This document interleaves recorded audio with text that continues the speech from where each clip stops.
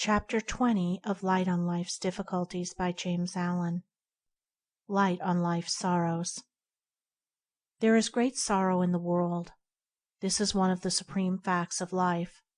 Grief and affliction visit every heart, and many that are today reveling in hilarious joy or sinful riot will tomorrow be smitten low in sorrow. Suddenly, and with swift and silent certainty, comes its poignant arrow, entering the human heart, slaying its joy, laying low its hopes, and shattering all its earthly plans and prospects. Then the humbled, smitten soul reflects, and enters deeply and sympathetically into the hidden meanings of human life.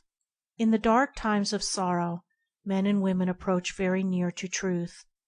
When in one brief hour the build-up of hopes of many years of toil fall like a toy palace, and all earthly pleasures burst and vanish like petty bubbles in the grasp, then the crushed spirit, bewildered, tempest-tossed, and without a refuge, gropes in dumb anguish for the eternal, and seeks its abiding peace.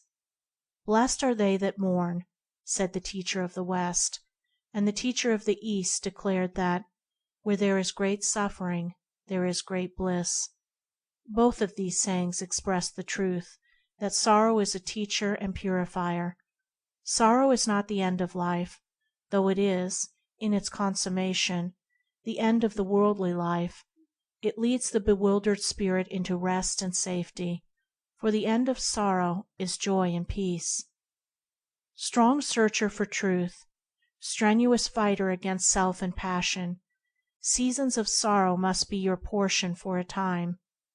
While any vestige of self remains, temptations will assail you, the veil of illusion will cloud your spiritual vision, producing sorrow and unrest. When heavy clouds settle down upon your spirit, accept the darkness as your own, and pass through it bravely into the cloudless light beyond. Bear well in mind that nothing can overtake you that does not belong to you, and that is not for your eternal good.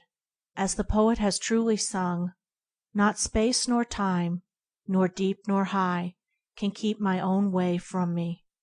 And not alone are the bright things of life yours, the dark things are yours also. When difficulties and trouble gather thickly about you, when failures come and friends fall away, when the tongue that has sweetly praised you bitterly blames, when beloved lips that pressed against your lips the soft warm kisses of love taunt and mock you in the lonely hour of your solitary grief, or when you lay beneath the sod the cold casket of clay that but yesterday held the responsive spirit of your beloved, when these things overtake you, remember that the hour of your Gethsemane has come. The cup of anguish is yours to drink. Drink it silently and murmur not, for in that hour of oppressive darkness and blinding pain no prayer will save you, no cry to heaven will bring you sweet relief. Faith and patience only will give you the strength to endure, and to go through your crucifixion with a meek and gentle spirit, not complaining, blaming no one, but accepting it as your own. When one has reached the lowest point of sorrow, when weak and exhausted, and overcome with a sense of powerlessness, he cries to God for help, and there comes no answering comfort and no relief. Then, discovering the painfulness of sorrow and the insufficiency of prayer alone, he is ready to enter the path of self-renunciation, ready to purify his heart, ready to practice self-control, ready to become a spiritual athlete, and to develop that divine and invincible strength which is born of self-mastery. He will find the cause of sorrow in his own heart, and will remove it. He will learn to stand alone, not craving sympathy from any, but giving it to all, not thoughtlessly sinning and remorsefully repenting, but studying how not to commit sin. Humbled by innumerable defects, and chastened by many sufferings, he will learn how to act blamelessly toward others, how to be gentle and strong, kind and steadfast, compassionate and wise.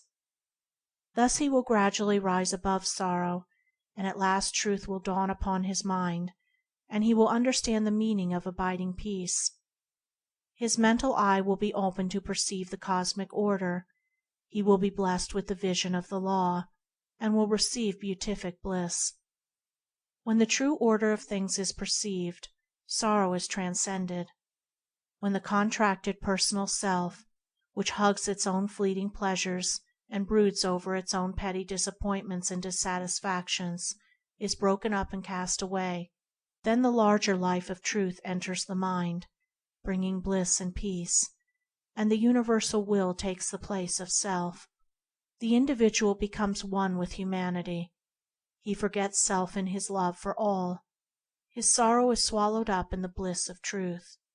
Thus, when you have, by experience, entered completely into the sorrow that is never lifted from the heart of humankind, when you have reaped and eaten all the bitter fruits of your own wrong thoughts and deeds, then divine compassion for all suffering beings will be born in your heart, healing all your wounds and drying all your tears.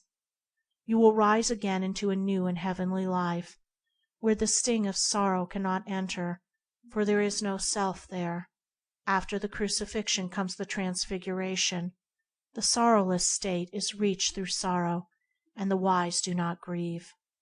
Ever remember this: in the midst of sin and sorrow there abides the world of truth.